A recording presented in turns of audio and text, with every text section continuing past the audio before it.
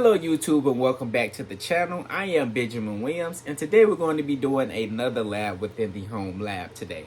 Today's lab is going to be focused on port security. And as we know, when we're dealing with switch ports, as in this video, we're dealing with layer 2 of the OSI model. As we know, layer 2 of the OSI model deals with MAC addresses. So this video is going to be focused on MAC addresses really. So just to give you guys an example of why we would use port security in our company, let's say, for example, that this HP laptop right here is our company's trusted computer. We have an Ethernet jack hooked up to this computer. And what we as a network administrator would do, we would take this Ethernet cable and we would plug it into any of these available switch ports on our switch. And as a result, this switch right here will remember the MAC address because we know each device is given a unique MAC address. So this switch right here will remember the MAC address of this company trusted HP computer. And that's what we as a network administrator would want. We would not want, for example, an employee to come in with their own personal device, for example, this MacBook, unplug their personal computer, unplug their trusted computer from the network and then try to plug in their personal computer on the network. We do not want that as network administrators. So what we can do on this switch is we could configure it to dynamically learn the MAC address. As soon as we plug in this trusted company laptop, we could configure this switch to learn that MAC address of the company trusted laptop dynamically. And once it learns that MAC address, we can prevent any other device's MAC address from being learned on that same switch port by using port security. We can configure a maximum number of MAC addresses that can be learned on each of these ports. And for this lab, we're going to configure it for one MAC address. So we're only going to allow this switch port, either one of these switch ports, to learn one MAC address. That is it. If any other MAC address is learned on that same port, we're going to do something on this switch.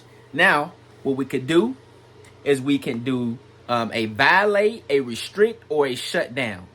So basically, what the protect is going to do, the protect is going to allow any traffic on the trusted laptop's MAC address to be able to be sent through the switch.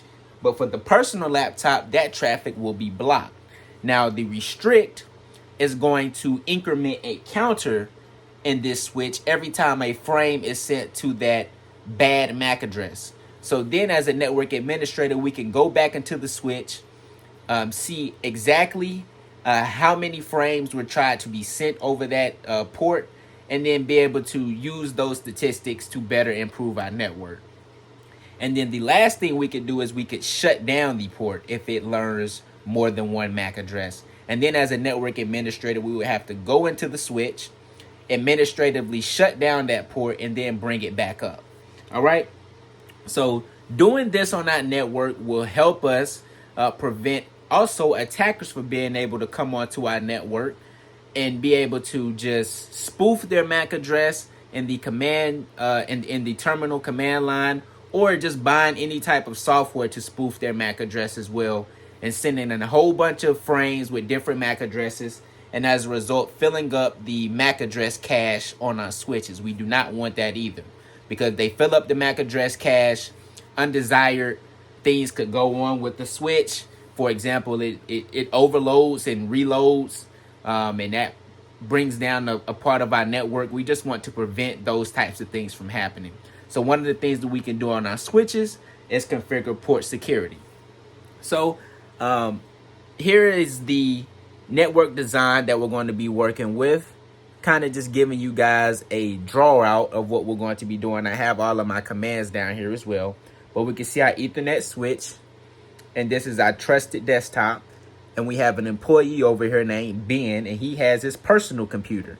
We want to prevent this personal computer from being able to be plugged into the same switch port that the trusted company desktop was on. So let's go ahead now and get into this lab. All right, so as you guys can see, we have our Ethernet cable that is connected to our trusted company's laptop. So we're going to use this port right here, which looks to be the Fast Ethernet 013 interface. And let me give you guys a closer look so you guys can actually see the ring light. You can see that's 13. It's going through the listening and learning states now for STP, but that should turn green here in a second. So we just plugged the company laptop into the switch right there via the Fast Ethernet 013 port. Alright, so we have putty up on our computer now. We have the console connection into the switch, so we can see that we have configuration. We can see the configuration screen of the CL Live the switch. Let's do an enable. Alright, and let's do a first let's do a, what do I want to do first? Let's just do a show IP interface brief to first confirm that Fast Ethernet 013 connection is up, and it is. That is the only one that we have up for any of our Fast Ethernet connections. We can see our VLAN 1 interface is up, but that is up by default. So the Fast Ethernet 013 is the one that we have connected into the trusted HP laptop. So let's go ahead and get into the port security configuration. So now we're going to do a configure terminal, and we're going to do a interface. We want to go into interface configuration mode for Fast Ethernet 2.0.13. Let me move the mouse so you guys can see that output a little bit better. So we're going to the interface configuration for that Fast Ethernet 13 interface, and we want to do a switch port, and we want to do port security. But before we do that, we need to do a switch port mode access. We have to make sure that this is an access port first. All right, so now we can do switch port security. Hit enter there. So now we have port security enabled on this interface. So now we want to only allow that one MAC address, and that is the MAC address of the trusted HP's computer. Any other MAC address we do not want. So let's configure the maximum number of MAC addresses that the switch can learn. So let's do a switch port security, and then we want to do maximum and only allow a maximum of one MAC address. Now we could give more if we wanted to, but for this lab we're only going to give one MAC address. All right, next we want to determine how we're going to learn that MAC address. So we can learn it dynamically, or we can manually specify the MAC address. So let's do a switch port security, and then if I get some context sensitive help, I can do MAC address.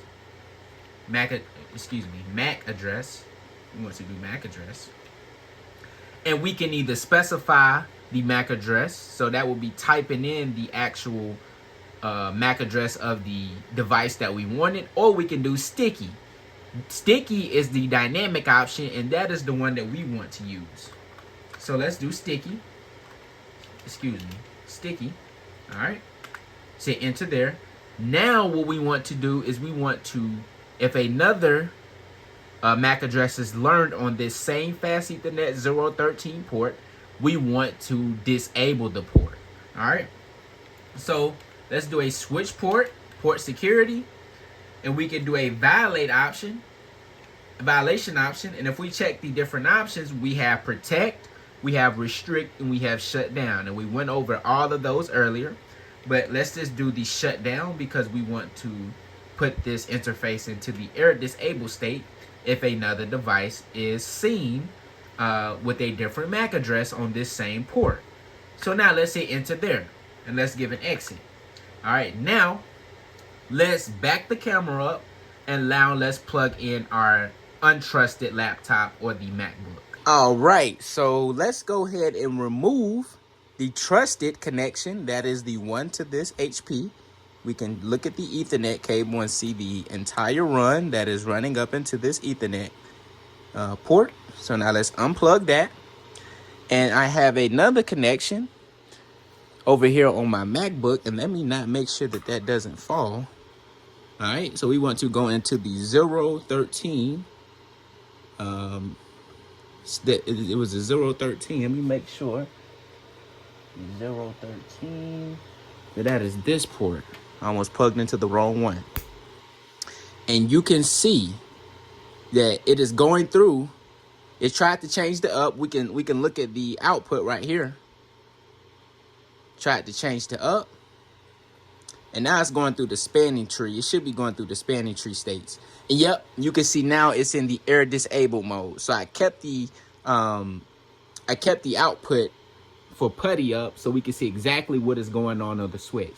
So you can see right here, it says that the fast Ethernet 2013 has went into the air disabled mode.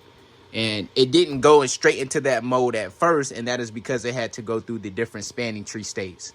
But now you can see that this light is not green, it is yellow. So that means that no traffic is able to be sent through this port right here. All right, so now let's see how we can fix this. So the fix would be to first unplug the personal laptop, plug the company laptop back in. But as you can see, this port is still disabled.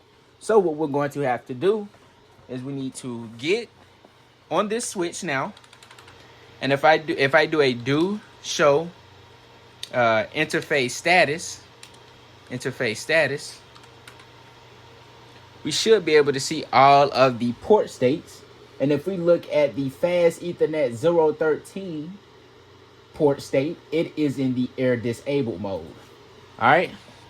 So if I do a do show IP interface brief and try to check out that fast Ethernet 013, it is in the down state. All right, it is in the down state. So what we want to do to bring this interface back up is to go into interface configuration mode for fast Ethernet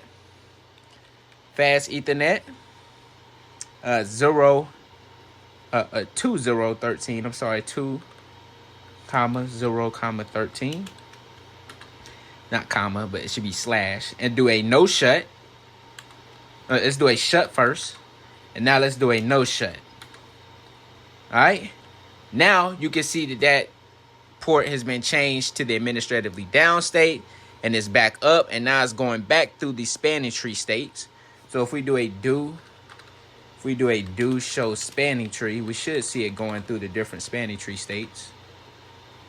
Yep, so it's in the learning state right now. It's in the learning state. It should be turning green here in a second. You got to give it 13 seconds. I should have enabled port fast on this interface so it could come straight up. But now we can see it is converged now. So this link is back up. The fast Ethernet 013 link is back up. So that is the lab on port security. I gave you guys a few examples on why we should use port security in this video. So I appreciate you guys for watching this one, and I'll see you in the next one.